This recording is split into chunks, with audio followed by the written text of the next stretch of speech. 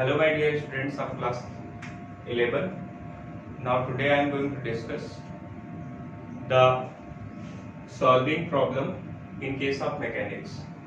It means today I will discuss some concept behind the problem solving related to mechanics. So if you are new to our JKS channel, then please go through the channel properly and also subscribe the bell icon so that you will get the future notification. So students, let's discuss it. Firstly, I am going to discuss the basic concept behind the pulley. Suppose that I am having this pulley which is fixed. It means this pulley is basically fixed from this support.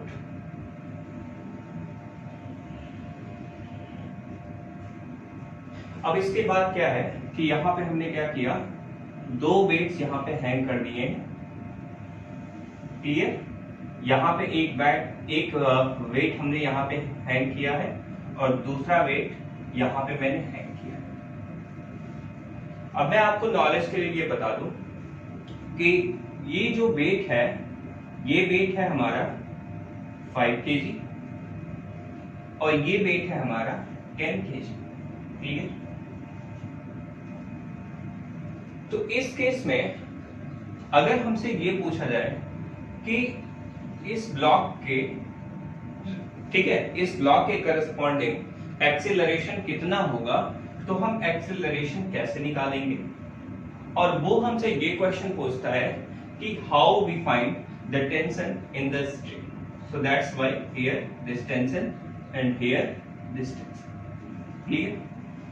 तो हमें दो चीजें निकालनी है। पहला case क्या है, एक तो मुझे A निकालना है कितना होगा, दूसरा हमारा क्या है T है, वो T हमारा कितना होगा, क्लियर। तो सबसे पहले देखिए हम क्या करने जा रहे हैं। सबसे पहले हम इसका फ्री बॉडी डायग्राम बनाने जा रहे हैं। फ्री बॉडी डायग्राम का मतलब क्या है समझिए, देखिए फ्री बॉडी डायग्राम। अब फ्री बॉडी डायग्राम का मीनिंग क्या है कि हम बॉडी को as a point mass treat करेंगे। इसका मतलब क्या है कि जो भी मास यहाँ पे हैंग हो रहा है, इसको हम क्या बनाएंगे, पहली चीज पॉइंट मास की तरह ट्रीट करेंगे, क्लियर। उसके बाद हम क्या करेंगे, सेकंड केस में इस बॉडी पे लगने वाले जो भी डिफरेंट फोर्सेस होंगे उसको हम डिफाइन करेंगे। तो मतलब क्या करना है, फोर्स को डिफाइन करना है कि किस डायरेक्शन में और कैसा फोर्स आपका यहाँ पे लग रहा है, क्लियर। तो सबसे पहले अगर मैं बात करूं कि इस बॉडी का फ्री डायग्राम, तो इस बॉडी को हमने क्या माना, ठीक है, इसको मैंने माना मास m1 और यहाँ पे एज इट इज पॉइंट, जैसा इसका जो है नोटेशन पॉइंट से इसको डिनोट कर दिया। इसके बाद हमने इस पे देखा कि ये टेंशन इसका क्या हो रहा है, ऊपर लग रहा है। यहाँ पे टेंशन क्या होगा, यहाँ पे टेंशन T ऊपर लगेगा और ये बॉडी का जो वेट होगा mg वो नीचे की तरफ काम करेगा। इसका मतलब एक फोर्स यहाँ पे नीचे काम करेगा mg, क्लियर। नेक्स्ट, इसके बाद क्या है कि अगर ये देखा जाए कि यहाँ पे, ठीक है, इस फील्ड के करस्पॉन्डिंग ये जो टेंशन होगा भाई, टेंशन नीचे की तरफ, क्लियर। यहां भी भाई टेंशन नीचे की तरफ। सबसे इंपॉर्टेंट पॉइंट ये है कि अगर स्ट्रिंग हमारी सिमिलर होती है तो टेंशन भी हमारा सिमिलर होता है। मतलब अगर स्ट्रिंग सेम है तो टेंशन भी क्या होगा, सेम होगा। टेंशन की वैल्यू T1 T2 में कंसीडर नहीं करेंगे। मतलब यहां नहीं कि आप T2 मान लें, यहां T1 मान लें। कहने का सेंस समझ रहे हैं, मतलब tension should be similar in a single string. So that's why this is the free body diagram of this mass. अब इस सेकेंड मास के लिए देखो, सेकेंड मास का जो वेट होगा m2, ठीक है, दैट इज बेसिकली मैं कह सकता हूं mg, वो कहां काम करेगा, नीचे की तरफ। तो यहां पे हमको क्या करना है, सेकेंड बॉडी के लिए बनाना है। तो सेकेंड बॉडी के लिए क्या है, जो हमारा, देखिए इसको यहां पे mg नीचे वर्क कर रहा है और यहां पे इसके साथ क्या हो रहा है, यहां टेंशन ऊपर वर्क कर रहा है। बात समझ रहे हैं, ध्यान से सुनिए। अगर एक देखा जाए तो ये 10 kg मास इसको क्या करेगा, ये नीचे खींचेगा। क्यों, ऑब्वियसली क्योंकि ये लाइटर है, ये हैवियर है, तो ये नीचे आएगा, ये ऊपर आएगा। तो हम यहां से इक्वेशन जनरेट कर सकते हैं। कैसे इक्वेशन जनरेट करेंगे? तो चूंकि यहाँ पे t बड़ा होगा, भाई t ज्यादा है, टेंशन ज्यादा है, तभी तो mg को खींच पा रहा है। इसका मतलब है हम लिख सकते हैं t minus mg is equal to ma। Net acceleration ma होगा, भाई एक्सटर्नल फोर्स के इक्विवेलेंट होगा, ठीक है। तो जो नेट फोर्स होगा उसी फोर्स से तो वो उसको खींचेगा, तो इसीलिए मास इनटू एक्सीलरेशन। अब हमने चूंकि यहाँ पे मास इसका m1 कंसीडर किया है और इसका मास हमने क्या माना है, m2 माना है। तो यहाँ पे मैंने लिख दिया, ठीक है। यहाँ पे मैं mg को मैं m1g लिखूंगा और यहाँ पे मैं m1a लिखूंगा। This is equation number first, clear. Second equation, mg यहाँ पे बड़ा होगा, क्यों? क्योंकि mg फोर्स से ये नीचे आएगा और t यहाँ पे छोटा होगा, तो मैं क्या करूंगा, mg में से t को माइनस करूंगा। इसका मतलब है mg, तो यहाँ पे mg को मैंने क्या लिखा बेटा, m2g लिखा। क्या लिखा, m2g minus t is equal to m2a लिख दिया। This is our equation number 2। So with the help of these two equation we can find the value of a and the value of t। Clear? तो ये हमारा basic फंडा था एक पुली के पीछे। ध्यान रखने वाली बात ये है कि ये पुली फिक्स्ड है, ठीक है, इस एंड से फिक्स्ड है और ये स्मूथनेस है, मतलब इसमें फ्रिक्शन का केस नहीं आ रहा है। तो अगर फ्रिक्शन नहीं आ रहा है तब हम ये केस लगा सकते हैं, अगर फ्रिक्शन इन्वॉल्व हो जाएगा तब इस केस को नहीं लगा सकते। क्लियर? तो अब देखते हैं, इसको हम सॉल्व करते हैं। सबसे बड़ी बात कि यहाँ पे अगर दोनों इक्वेशंस को ऐड कर दिया जाए, ठीक है, अगर हम ऐड कर दें तो यहाँ पे t से t कट जाएगा, यहाँ पे t से t कट जाएगा और हमारे पास क्या आ जाएगा, m2, ठीक है, माइनस m1 और यहाँ से g कॉमन है, इज इक्वल टू क्या हो जाएगा, यहाँ पे आपका हो जाएगा m2 प्लस m1 और इनटू a हो जाएगा। इसका मतलब a की वैल्यू कितनी हो जाएगी, तो यहाँ पे हो जाएगी m2 minus m1 divided by m2 plus m1 into a की जगह पे यहाँ पे चूंकि g है तो यहाँ पे g लिख दीजिए। कोई प्रॉब्लम? भाई ट्रांसफर किया है सिर्फ, तो इस इक्वेशन से आप a की वैल्यू निकाल सकते हो, वेरी सिंपल। चलिए वैल्यू पुट करिए और वैल्यू को सॉल्व करने की कोशिश करिए। तो कितना रिजल्ट आ सकता है? ऑब्वियसली a की वैल्यू कितनी आएगी, a की वैल्यू आएगी m2 minus m1, that is m2 की वैल्यू कितनी है 10, तो यहाँ पे 10 हो जाएगा, माइनस m1 की वैल्यू 5 है और यहाँ पे 10 प्लस 5 हो जाएगा और इनटू g की वैल्यू हमने 10 मान ली कि g की वैल्यू कितनी है 10, तो 10 माइनस 5 5, 10 प्लस 5 15, तो 5 3 जा 15, ठीक है। इसका मतलब एक्सीलरेशन की वैल्यू कितनी आ गई, 10/3, that is 3.33 meter per second square। Clear? So this is the acceleration of this body। Any confusion? अब एक्सेलरेशन की वैल्यू अगर आ गई है तो एक्सेलरेशन की वैल्यू किसी भी इक्वेशन में पुट करके आप क्या कर सकते हो, निकाल सकते हो।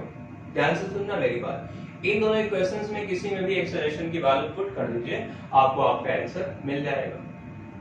चलिए हम यहाँ पे निकाल रहे हैं, आपको इस वाले इक्वेशन में पुट कर रहे हैं। यहाँ पे ध्यान से देखिए, t एज इट इज लिखा जाएगा, माइनस m1 है, m1 कितना है 5 है, तो 5g that is 5 into 10 that is 50 is equal to m1a है, तो m1 की वैल्यू कितनी है 5 है, a की वैल्यू कितनी है कितनी है बेटा 10/3, तो यहाँ पे क्या लिखेंगे 5 into 10/3। Clear? Is there any confusion? No. तो यहां देखिए कि इसको हम इधर लेके चले आएंगे तो टेंशन की वैल्यू हो जाएगी 50। अब क्या होगा 10 5 50 दैट इज प्लस 50/3, तो ये हो जाएगा 350 जा 150 plus 50 that is 200/3। Clear? Is there any confusion? So that's why this becomes 3 6 18, 2 again, 3 6 18, again 2, 6.66 Newton। Clear? So this is the value of our tension। and since tension in the string is same at each and every place, so that's why the value of tension will be 66.66 Newton. And here is the answer of acceleration which is equal to 3.3 meter per second square. I think कि आपको इसके पीछे जो भी logic है वो clear हो गया होगा. So you can note it down, you can take the screenshot of this picture.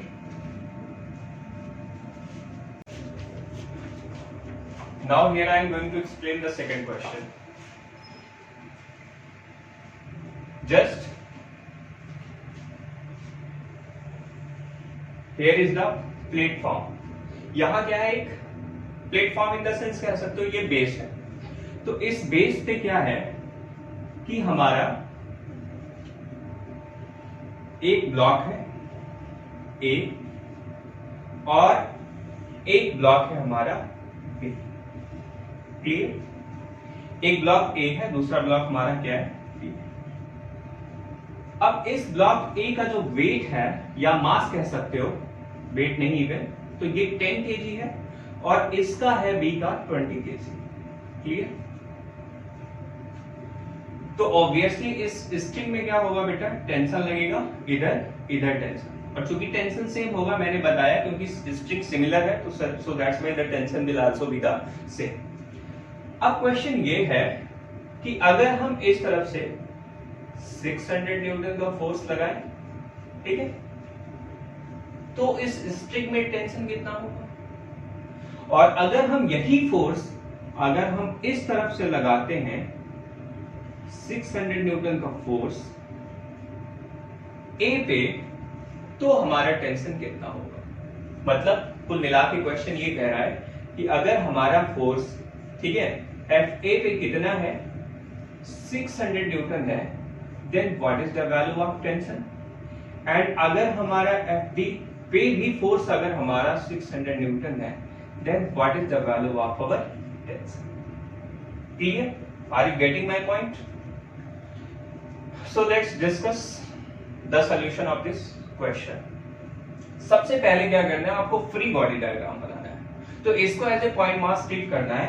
तो यहां देखिए मैं इसको एज ए पॉइंट मास बना रहा हूं और इस पे मैं फोर्सेस को डिफाइन कर रहा हूं. तो एक फोर्स बेटा टेंशन वाली इधर लग रही है, आप देख रहे हो इस पे टेंशन इधर लग रहा है, और इस पे जो फोर्स लग रहा है एक्सटर्नल फोर्स वो किधर लग रहा है, वो इधर लग रहा है. And this is basically F external. Is there any confusion? No. And the weight of the body is vertically downward. So weight, क्योंकि weight इसका बेटा क्या करेगा, नीचे, तो यहाँ पे weight इसका mg नीचे काम करेगा और इसके बदले इसको क्या मिलेगा, एक नॉर्मल रिएक्शन मिलेगा. और ये हमारा क्या है, यहाँ पे एक नॉर्मल रिएक्शन. तो ये हमारा क्या है, एक नॉर्मल रिएक्शन है. बात समझ गए? तो यहाँ पे नॉर्मल रिएक्शन क्या करेगा, mg को बैलेंस कर देगा. क्यों? क्योंकि बॉडी ब्लॉक ना तो नीचे जाएगा ना तो ऊपर जाएगा. सीधी सी बात है भाई, क्या करेगा, बैलेंस करेगा ना, ऑब्वियसली बैलेंस कर देगा. अब देखो क्या है, क्योंकि F एक्सटर्नल की वजह से इस T के अगेंस्ट क्या हो रहा है, एक्सीलरेशन डेवलप हो रहा है. ध्यान से सुनना मेरी बात. क्योंकि बेटा F एक्सटर्नल क्या हो रहा है, ठीक है, T से ज्यादा है, ऑब्वियसली इन दोनों का जो रिजल्टेंट नेट होगा फोर्स, वही फोर्स एक्सीलरेटिंग फोर्स होगा. और हम लिख सकते हैं इसको कि F एक्सटर्नल माइनस, ध्यान से सुनना इस चीज को, T is equal to net accelerating force M. Clear? तो यहां से F एक्सटर्नल कितना है, तो 600 है, minus T is equal to mass कितना है बेटा, A का मास कितना है, 10 है, तो यहाँ पे 10 और A की वैल्यू हमको नहीं पता. Equation number first. क्लियर? अब सेकंड की बात करो. एक बात बताओ, अभी इसको हटा दो, अभी तो सिर्फ आप फोर्स ए पे लगा रहे हो ना. तो जब फोर्स ए पे लगाओगे तो ऑब्वियसली बी, जब ये आगे आएगा तो बी भी आगे आएगा, ये तो होगा. तो यहाँ पे बी के ऊपर आप कितने फोर्स देख रहे हो, एक फोर्स तो इसका आप देख रहे हो बी का. अगर फ्री बॉडी डायग्राम बनाओ तो यहाँ पे क्या होगा, इसका वेट mg नीचे की तरफ काम करेगा, इसका जो रिएक्शनरी फोर्स है एन ऊपर करेगा, और इसके साथ साथ इस पे एक टेंशन वाला फोर्स लग रहा है T. तो क्या T को बैलेंस करने के लिए कोई पीछे फोर्स है, नहीं है ना. तो T सिंपल एक इसके इक्विवेलेंट होगा. तो T इज इक्वल टू क्या होगा, m a के इक्विवेलेंट होगा. सीधी सी बात. लेकिन यहां मास किसका लिया जाएगा बेटा, V का लिया जाएगा. बात समझ रहे हो, क्योंकि इसके अगेंस्ट बात कर रहे हो ना आप। तो यहाँ पे मास किसका होगा, बी का होगा, तो मैं यहाँ पे एम बी इंटू ए लिख दे रहा हूँ। चलो इसको मैं बड़ा कर दे रहा हूँ, ठीक है, एम बी इंटू ए, एक्सीलरेशन ए है तो यहाँ पे ए लिख दिया। अब इसका मास कितना है, 20 है, तो यहाँ पे कितना रखा, 20 इंटू मैंने लिखा ए, तो टी की वैल्यू कितनी है बेटा, 20 है। This is our equation second. Can we use this equation in this equation, obviously. तो यहाँ पे सेकंड को फर्स्ट में यूज कर दीजिए, तो यहाँ मैं लिख दे रहा हूं using two in first, clear. अब यहाँ पे रखिए वैल्यू, तो ये हो जाएगी बेटा 600, ठीक है, माइनस टी की वैल्यू कितनी है, 20a is equal to 10a। This is our equation, जो कुछ भी हो, ठीक है, थर्ड इक्वेशन बना दीजिए, कोई दिक्कत नहीं। तो ये इक्वेशन हो गया। अब एक बात बताओ, इससे तो हम सॉल्व कर सकते हैं ना, 20a को इधर ट्रांसफर कर दो, तो 600 इज इक्वल टू कितना हो जाएगा बेटा, 30a हो जाएगा। तो a की वैल्यू कितनी आ जाएगी, 0 से 0 कैंसिल हो गया, 3 20 60, that is 20 metre per second square. Is there any confusion? So that's why the net accelerating force of this body will be 20 meter per second square, and we can find the tension.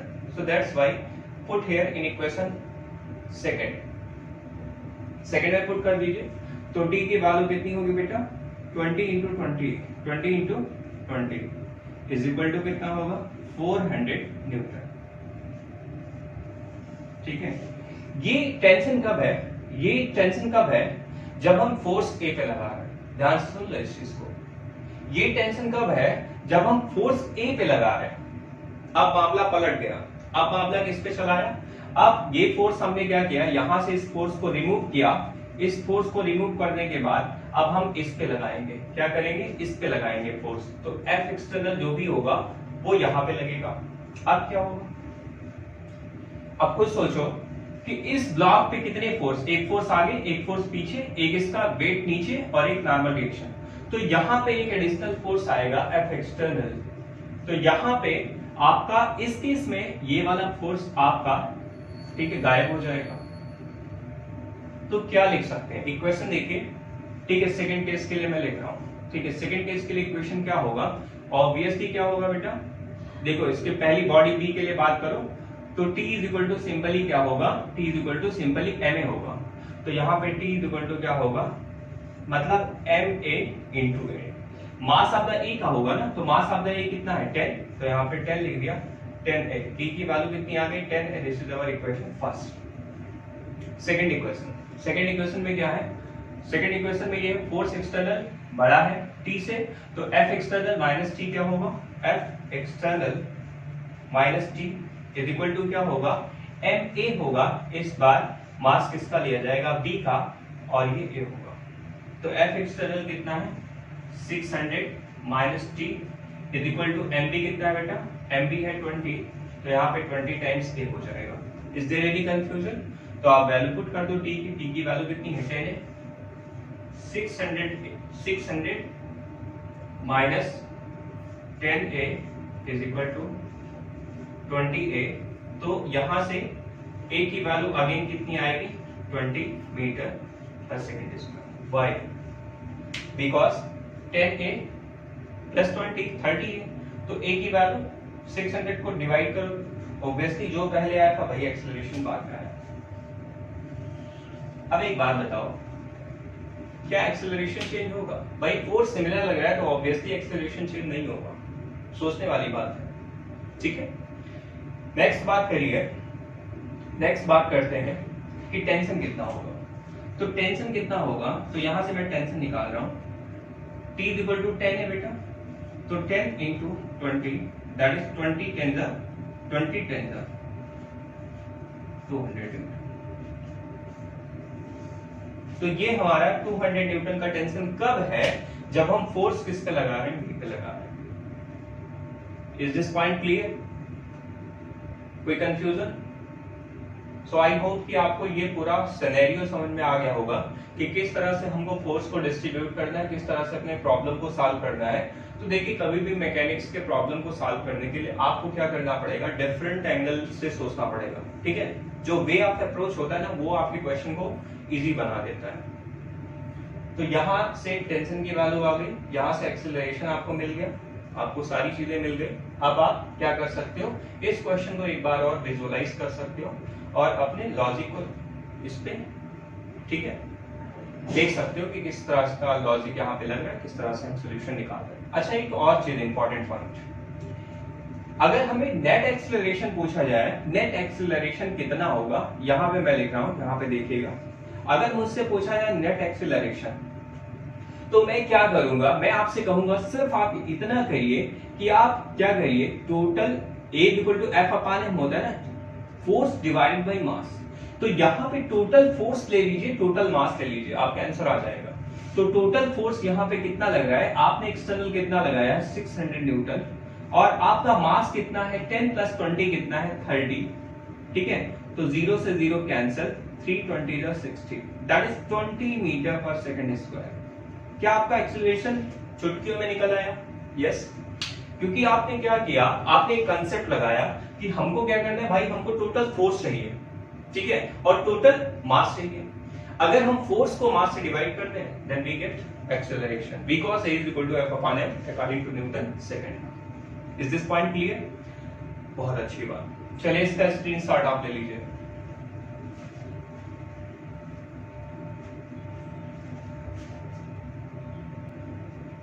अब हम आपको कुछ free body diagram बनाना सिखा रहे हैं और उस पर डिफरेंट फोर्सेस जो लगते हैं उसको मैं आपको सिखा रहा हूं कि कैसे बनाते हैं। सपोज दैट कि यहां पे आपका एक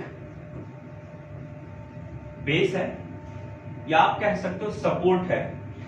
इस सपोर्ट पे एक आपकी जो रोप है वो कुछ इस तरह से मतलब है कनेक्टेड है, ठीक है। वो किससे कनेक्टेड है, एक मास से कनेक्टेड है इस तरह से, और इसको हमने यहां पे सपोर्ट कर रखा है, ठीक, क्लियर। अब चूंकि स्ट्रिंग अलग अलग है बेटा, तो यहां पे दोनों स्ट्रिंग के करस्पॉन्डिंग क्या होगा, टेंशन अलग अलग होगा। सपोज दैट इसका मास मान लेते हैं m, ठीक। अब यहां पे क्या होगा, टेंशन इधर होगा और यहां पे इसका टेंशन इधर होगा। इसको माना मैंने T1, तो ये भी T1। इसी तरह से इसका टेंशन क्या होगा, T2 होगा, तो इसका भी टेंशन T2 होगा। ऑब्वियसली, सॉरी, डायरेक्शन हमेशा ऊपर की तरफ। अच्छा, टेंशन की डायरेक्शन क्या करती है, आपको कुछ नहीं करना, आप उस मास पे अपने आप को इमेजिन कर लो और अपना अम्ब्रेला ओपन करो, जिधर अम्ब्रेला ओपन होगा उधर टेंशन लगेगा, क्लियर। तो यहाँ पे टेंशन ये एंगल हमको दे रखा है, कितना एंगल दे रखा है 60 डिग्री, ये हमको एंगल दे देगा, ठीक है।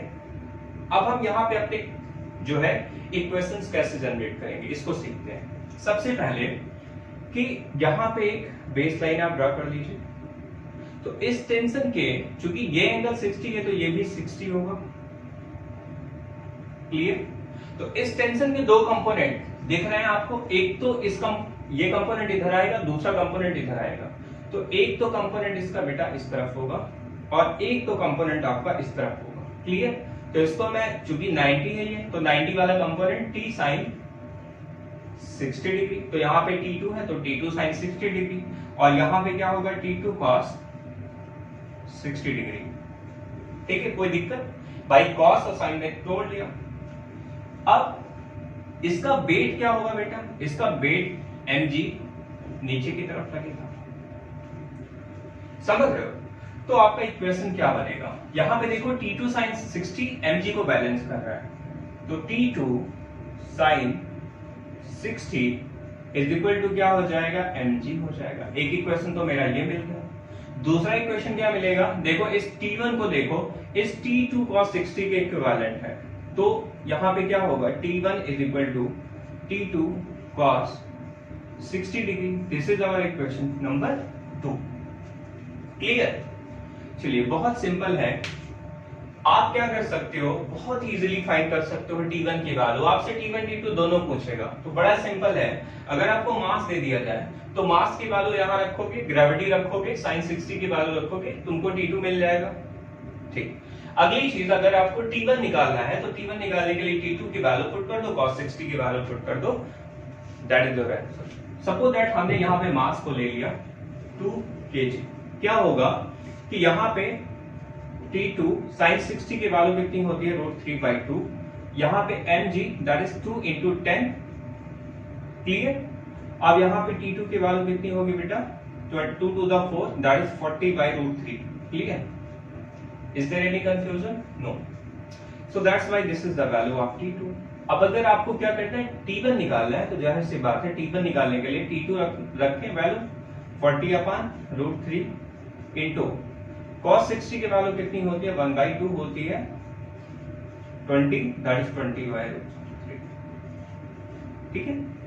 T1 की वैल्यू लिखते हैं, बात समझ रहे हो बेटा। तो इस तरह से T1 और T2 की वैल्यू, तो T1 भी यहाँ पे लिख दे रहे हैं 20/√3, क्लियर। तो जब ऐसा फिगर होगा ना, तो आपका जो डायग्राम होगा कुछ इस तरह से फॉर्म होगा। देखो मैं कहना क्या चाहता हूं, मैं कहना चाहता हूं कि मैं आपको यहाँ पे बहुत सारे न्यूमेरिकल्स तो नहीं बता सकता, लेकिन आपको उसके पीछे लॉजिक बता सकता हूं कि लॉजिक में कंपोनेंट कैसे तोड़ेंगे, कैसे अपने क्वेश्चन को सॉल्व करेंगे, कैसे प्रॉब्लम को सॉल्व करना है। It is totally depend upon you. अगर आपको अंडरस्टैंडिंग हो रही है देन इट्स ओके, अदरवाइज आप हमेशा कुछ भी करो, आपका सोल्यूशन कभी नहीं आएगा। तो सबसे पहले क्या करना है, हमको बेसिक सीखना है कि कितने फोर्सेस किसी पर्टिकुलर पॉइंट पे लग रहे हैं, उन फोर्सेस को आपस में क्या करना है, इक्वेट करना है, इक्वेट करके अपना रिजल्ट निकाल लेना, ठीक है। चलिए एक और कांसेप्ट देते हैं। सपोज दैट कि मान लीजिए कि ये हमारा क्या है, इंक्लाइन प्लेन है, ध्यान से सुनिएगा इसको। अब ये ब्लॉक रखा हुआ है, ठीक है। तो इसका जो वेट होगा वो किधर काम करेगा, नीचे की तरफ काम करेगा, mg, ठीक है। तो अब देखो ये एंगल क्या होता है, थीटा होता है। तो आपको पता है बेटा ये वाला एंगल भी कितना होता है, थीटा ही होता है, ठीक है। तो इसके mg के कंपोनेंट तोड़ो, थीटा के करस्पॉन्डिंग mg क्या होगा, cos थीटा होगा, और ये वाला कंपोनेंट कितना होगा, mg sin थीटा, ठीक। ये ब्लॉक इसको नीचे पुश कर रहा है, ब्लॉक को एक क्या मिलेगा, रिएक्शनरी फोर्स मिलेगा, normal reaction, that is it, ठीक। एक ही ब्लॉक पे कितने फोर्स लग रहा है पता चल गया। n किसको बैलेंस कर रहा है, mg cos थीटा को बैलेंस कर रहा है, ठीक है। उसके बाद क्या हो रहा है, ध्यान से सुनो, उसके बाद क्या हो रहा है, mg sin थीटा अभी बैलेंस नहीं हो रहा है, लेकिन आपको पता है जब ब्लॉक ये स्लाइड करना स्टार्ट करेगा उसके पीछे क्या लगेगा, एक स्टैटिक फ्रिक्शन लगेगा, ठीक है। अगर body just about to start कर रही होगी मूव करने के लिए, that friction will be called limiting friction. तो लिमिटिंग फ्रिक्शन मतलब है जस्ट अभी ये मूव करने वाला ही होगा, तो उस केस में लिमिटिंग फ्रिक्शन किसके इक्विवेलेंट, mg sin थीटा के इक्विवेलेंट। लेकिन अगर ये ब्लॉक मूव कर गया तो क्या होगा, नेट एक्सेलरेटिंग फोर्स कितना होगा, तो mg sin theta minus fs is equal to ma। मतलब है अगर इन दोनों का रिजल्टेंट देखा जाए तो क्या होगा, क्योंकि mg sin थीटा से वो ब्लॉक नीचे आएगा, तो mg sin theta minus fs is equal to external force, ठीक है। ये बात समझ में आ रही है, क्लियर, बहुत अच्छी बात। तो ये ब्लॉक हो गया, इस तरह का आपका कंपोनेंट कैसे रिजॉल्व करेंगे ये भी आपको क्लियर हो गया। अच्छा एक और चीज मैं बता रहा हूं आपको, सपोज दैट कि यहाँ पे कोई एक टेबल है, ठीक है, और इस टेबल पे यहाँ पे आपको एक पुली दिख रही है, और इस पुली पे यहाँ पे एक ब्लॉक है, ध्यान से देखिएगा इसको, और ये ब्लॉक यहाँ पे, ठीक है, एक अनदर ब्लॉक, दूसरा ब्लॉक यहाँ पे क्या है, हैंग कर रहा है। तो यहाँ पे एक अनदर ब्लॉक है लगा हुआ है, ठीक है, बात समझना मेरी। अब भाई ऑब्वियसली इसमें टेंशन किधर होगा, टेंशन ऊपर की तरफ होगा, ठीक है। तो यहाँ भी टेंशन देखो, यहाँ टेंशन इस तरफ होगा, तो दोनों टेंशन ऑलमोस्ट सेम होंगे ना, तो tension will be same. So that's why we can just draw the free body diagram. एक फोर्स इसके ऊपर लगेगा, नॉर्मल फोर्स लगेगा, ये क्या होगा बेटा, नॉर्मल रिएक्शन होगा, और इसका वेट किधर काम करेगा, mg नीचे की तरफ काम करेगा, ठीक है, mg नीचे n ऊपर, ठीक है, और यहाँ पे क्या होगा, टेंशन होगा। अब यहाँ पे क्या होगा, mg इसका किधर काम करेगा, नीचे वर्क करेगा, और ऑब्वियसली ये टेंशन ऊपर की तरफ। तो नेट एक्सेलरेटिंग फोर्स, अगर यहां मैंने मान लो सपोज दैट कि इसको ले लिया 10 और इसको ले लिया मैंने 7 केजी, क्लियर। एक बात बताओ, 10 केजी से आएगा नीचे, मतलब mg minus T equal to क्या होगा, ma होगा यहाँ पे, ठीक है। और यहाँ क्या होगा बेटा, t इक्वल टू सिंपल ही है ma होगा, है ना, समझ रहे हो ना। तो इस तरह से हम क्या कर सकते हैं, we can deal with our problems. So this is all about your solving problem based on mechanics. So in next lecture I will discuss some basic concept about work done and the notion of the work done. So if you feel that this lecture is important to you, then you can share with your friends. Thank you, students.